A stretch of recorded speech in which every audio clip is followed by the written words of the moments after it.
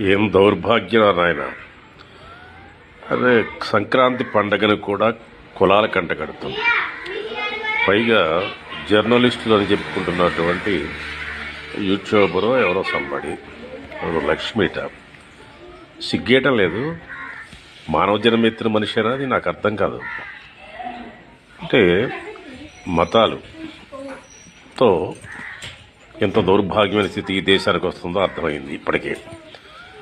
అది BJP RSS వాళ్ళ యొక్క పుణ్యం అని ఆ ఛాందసాలు బాగా పెరిగిపోయినాయి, దౌర్జన్యాలు పెరిగినాయి, దారుణాలు పెరిగినాయి, దాష్టికాలు పెరిగినాయి.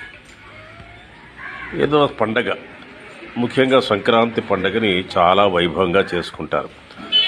నాకైతే ఏ రోజైనా ఒకటే, సంబరాలు అనేటువంటి ఆనందం కోసం, ఆహ్లాదం కోసం, బంధువులందరూ కలవడం కోసం, ఆనందాలు పంచుకోవడం కోసం కనీసం ఏదో చేసుకుంటూ ఉంటారు.